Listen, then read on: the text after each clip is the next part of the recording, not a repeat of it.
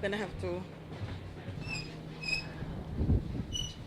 Never for learning before you grow old.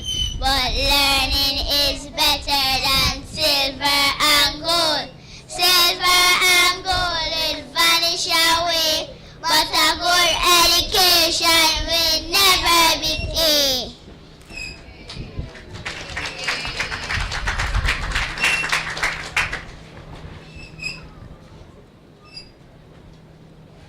Once again for our students from Rennock Lodge, thank you so much for reminding us of that very special gem, labor for learning before you grow old, because learning is better than silver and gold.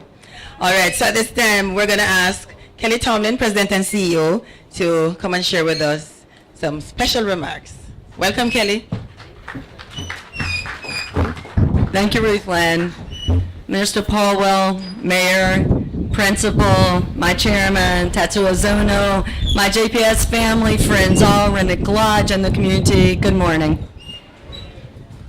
I'm really excited to be here, and for me, it really does capture four separate elements that I feel really passionate about. The first one I call All Lives Matter. There is a statement by Dr. Paul Farmer that I think about every day, and I'm going to start saying it about every day. The idea that some lives matter more or less is the root of what is wrong in the world, of all that's wrong in the world. And I think today stands for all lives matter. The lives in Rennock Lodge matter. The children in Rennock Lodge matter. All lives matter. And I think it was what touched me so deeply when Shahid came to talk to me about his vision and about going to everywhere else that had great playgrounds and great this and great that. And he said to me, and I couldn't shake it. In fact, I left his presentation and came back and got him because it stayed with me so long that, Kelly, it's not fair, it's not right. My people should have the same playgrounds. They should not have to travel forever to actually have something decent to play on. So I think while we're going to today have a groundbreaking for a playground, I want us to look at the deeper meaning and say every day, all lives matter. And I would say it was the greatest lesson my grandmother ever gave me. It was a little mantra she gave me when I was about this size.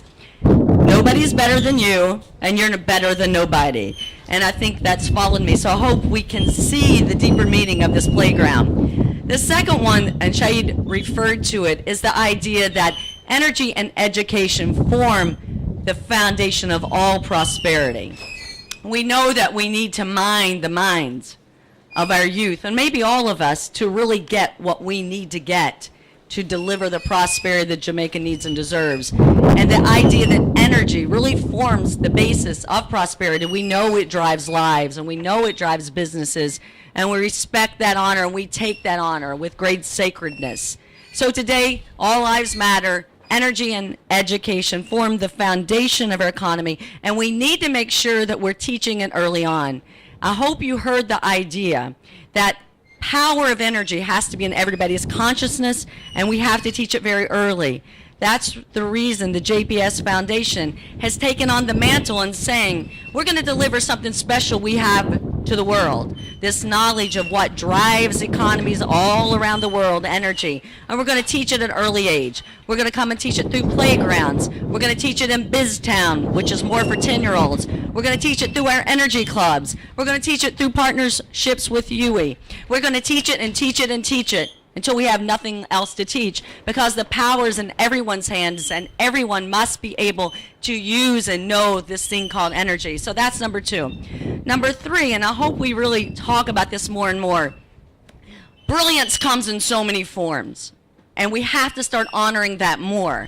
There's a brilliance in a plumber. There's a brilliance in an electrician. We need everybody's special brand of intelligence. And I probably feel this one very personally because I have two boys. They're both brilliant in my eyes. One tests very well. He doesn't miss a question on an SAT test. He does everything well. He's a good tester. My other one, very creative, innovative, but if you gave him a test today, he might not test as well as my first child. Who's the more brilliant? I don't know. You know who I think is the more brilliant? Somebody gets something done. Somebody who's able to deliver something.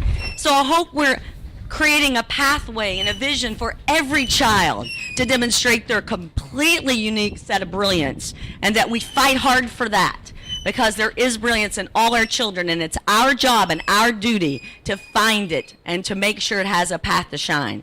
That's number 3. And number 4, we've alluded to it, and we can never lose sight of it, this idea of having a holistic approach to education, that we have to look at the whole person. And that's the reason you heard us say that we're going to use this playground for conflict resolution, for things that really drive success overall.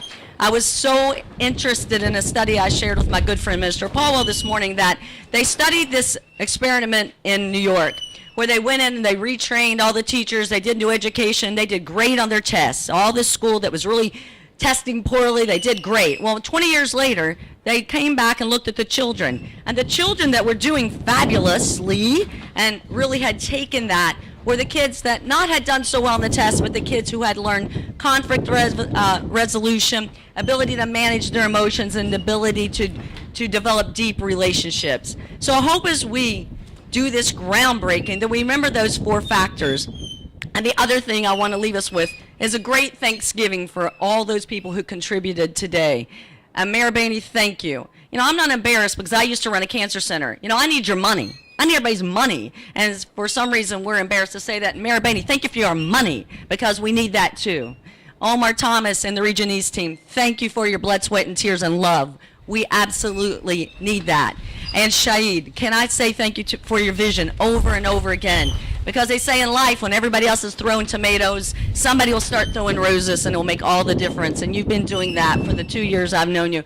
Thank you. God bless you. And thank you for the community for trusting JPS. Thank you for the foundation for never losing sight of what JPS means to the world. I appreciate all of you, and I'll leave you with the thought, it's really not what you're looking at that ever matters, it's what you're seeing. So today we're seeing the beauty that is possible, and right here with us in Rennock Lodge. So thank you for letting us be a part of your community. We won't let you down. Thank you. Thank you, Kelly. Always inspiring to listen to you share with us, and I'm sure everyone is taking away some morsel from that presentation today. My microphone is wobbling. There's too much energy in the room, all this wind and everything. Okay, all right, fine. All right, so energy solutions supported by science, energy, and technology education and innovations are key to meeting Jamaica's developmental needs, in particular for accelerated economic growth and higher levels of human and social development.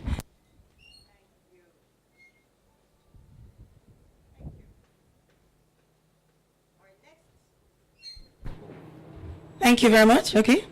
Our next speaker knows only too well that a focus on energy solutions and quality academic programs can have a considerable developmental impact, and that partnerships between government, non-government, community-based, and private sector organizations is critical to meeting energy-related outcomes as expressed in the National Development Plan. So at this time, we're going to hear all about this from our Minister, Minister Philip Paulwell. Ladies and gentlemen, help us welcome Minister Paulwell. Thank you very much, Madam Chairperson. I greet you. I greet our Mayor and Chairman and Councillor for the division, the Chairman of the JPSCO Board. Very happy to see you here, sir. And of course, Mr. Ozoni from Maribeni, Kelly Tomlins, other members of the JPSCO team, principal and staff of the Rennock Lodge School. Ladies and gentlemen, good morning. Good morning. I am here, Angela, in 2 capacities, really, because sometimes these things happen because of other capacity. But I'm so pleased to be back here with JPSCO, because it's the second time in a short while that we are here at Rennock Lodge. And I'm so pleased and proud that JPSCO and the foundation in particular has singled out the Rennock Lodge Infant Department as a special project to establish a model school. And we are hoping for a model community to emerge from that model school. So I have to start by giving commendations, and in this regard, as we break ground to start this playground, I want to thank Marabini for this significant contribution to this development.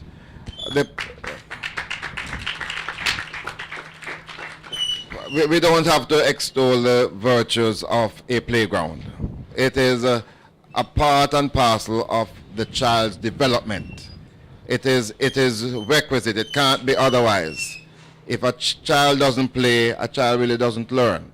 And playing is a part of that learning process. And as you know, Jamaica has its prowess in sport.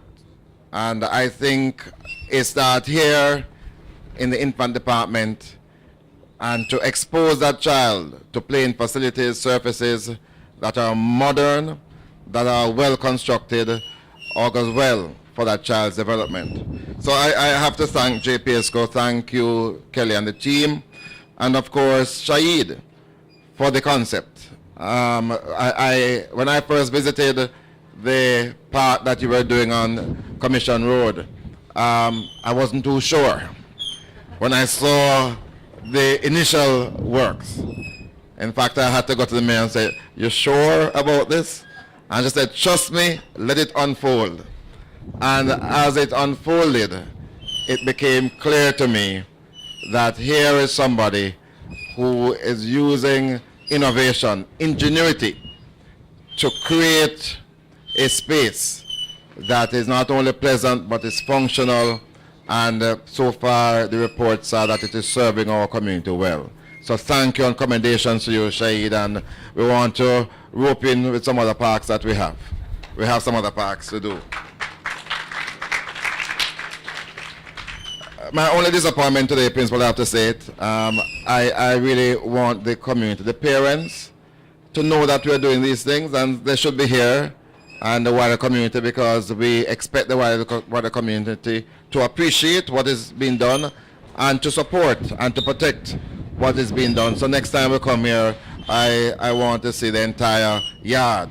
I know we don't have the refreshments for that, but I think it's important for the family to know what JPSCO is doing. And speaking about JPSCO, I am a much more relieved minister these days about electricity. You know, when the prices are going up, and so I don't have much to do with that, but I get the blame.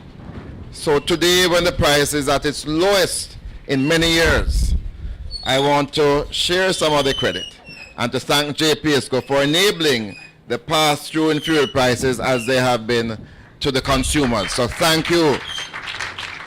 And when I do my surveys now and I ask people, what is the state of your electricity bill? Compare it. They are honest. And they tell me that, Minister, I am seeing that 30% price difference since the price started going down. So thank you, JPSCO. I'm a happier minister today than I was last year this time. So continue to make me happy. Very well. As I mentioned before, we are trying to create a model community in Rennock Lodge. I was here on Saturday. As Member of Parliament, I try to visit all of my communities at least once a year to have a face-to-face, a live and direct with the citizens of the community. And we discussed that vision that we are trying to create for Rennock Lodge, which is to make it a choice place for our people to live and to work and for recreation to take place. And on Saturday, I shared with the community the project of this decade for this community, which is the establishment of a mini stadium right across here. We have been thinking about it, we have had consultations about it, and we are now clear that it has to happen. Sports, we find, is a major unifying factor in communities. And we want to galvanize the community by enabling this establishment, this facility at Rennock Lodge, where we will have an international playing service for football. We will have, adjacent to that, a field for training. We will have a basketball and netball court. And we are going to be having facilities for parking and also stands for spectators to view in a comfortable way. We also will be charging now for people to enter the premises, but you really have to pay for the comfort. And we want to start this project in greater earnest this year. Some years ago we had attempted, but we do have a major sponsor, and I can say so, the New Flow has undertaken to assist me with the establishment of the stadium. So we want to clap them, thank them for that. And to say that there is a special feature that we want to bring to this stadium. You know, we've had our issues with crime and violence, and sometimes it gets out of hand, and people resort to using weaponry to settle disputes. I want to create at the stadium a boxing ring. A boxing ring. People who want to settle disputes, come to the ring. Come and put on some gloves. We're going to have some rules, and if you want to fight it out, then that's the best place to fight it out. We want to focus on the sport of boxing. 2 weeks ago, we saw that fight with Mayweather and Pacquiao. Millions and millions of dollars. I believe that in this community, we have some heavyweight champions, some middleweight champions, some welterweight champions, some featherweight champions. All of them claim that they are dons now. But let us put them in the ring, and let us see who the real don is. And I whispered this to somebody earlier, and I am hoping to get some support for this. But I think this would be a showpiece for us here in the